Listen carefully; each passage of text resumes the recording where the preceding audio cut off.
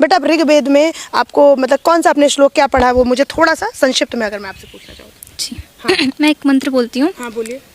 यज्ञेन यज्ञमयजन्त देवास्तानि धर्माणि प्रथमान्या आसन् ते हनाकं महिमानः सचन्त यत्र पूर्वे साध्या सन्ति देवाः।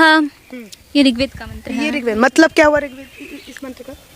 ऋग्वेद में यज्ञ के बारे में भी बताया है कि यज्ञ किस प्रकार से किया जाता है और यज्ञ में क्या एक भूमिका होती है, यज्ञ में किस चीज़ की ज़रूरत पड़ती है, सब इस वेद में बताया गया है। सिर्फ इसी वेद में नहीं, ऋग्वेद, यजुर्वेद, सामवेद, अथर्ववेद, ये चारों जो वेद है उनके जो मंत्र होते हैं उसी यज्ञ में इन मंत्रों का प्रयोग होता है। यज्ञ में उनका प्रयोग होता है, किसी श्लोक वगैरह का नहीं होता है, उन मंत्रों का होता है। मंत्रों का प्रयोग होता है। और मंत्र जो होता है वो कितना इम्पोर्टेंट किसी भी व्यक्ति के जीवन में होता है, ये मैं आपसे समझना चाहूंगा कि मंत्र का इम्पोर्टेंस क्या होता है।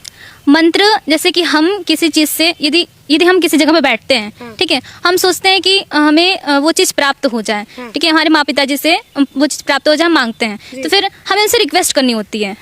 तो फिर इसी प्रकार हम यज्ञ में बैठते हैं, उसी मंत्रों द्वारा हम उस ईश्वर से जो जो कामनाएं हमारी होती है उनको मांगते हैं, उसी मंत्रों के द्वारा हम उसी को मांगते हैं। देखो कितने अच्छे से इस बच्ची ने, कितनी वर्ष है आपकी?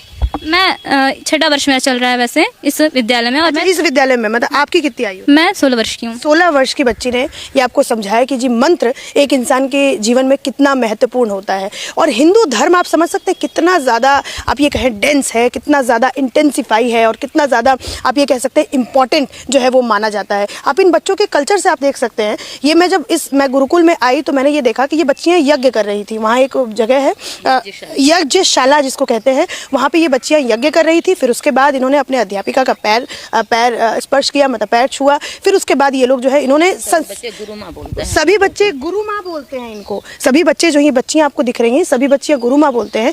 अब थोड़ा सा मैंने आपको ये बता दिया कि जो गुरुकुल में क्या कुछ होता है। 4 बजे मैंने बताया कि ये सभी जो लोग हैं वो 4 बजे उठते हैं। ब्रह्म मुहूर्त में बोला जाए, ब्रह्म मुहूर्त में उठते हैं। मुहूर्त में ये सारी बच्चियाँ उठती हैं। तो ये कल्चर जो है रिच है हमारे देश, हमारे भारत का।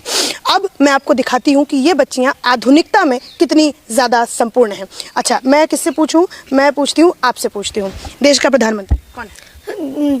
प्रधानमंत्री मोदी जी। मोदी जी हैं। पूरा नाम? अच्छा, पूरा नाम बताओ। हाँ बोलो। डरना नहीं है, बिल्कुल नहीं डरना। भूल जाओ कैमरा माइक है। अरे तुम एकदम गुरुकुल की बच्चियां हो, डरो नहीं। नरेंद्र मोदी। दामोदर दास नरेंद्र मोदी। दामोदर दास नरेंद्र मोदी। अच्छा, राष्ट्रपति कौन है? द्रौपदी मुर्मू। द्रौपदी मुर्मू। अच्छा, और आप जिस प्रदेश में रह रहे उत्तर प्रदेश, यहाँ के मुख्यमंत्री का नाम क्या है? योगी आदित्यनाथ। योगी आदित्यनाथ।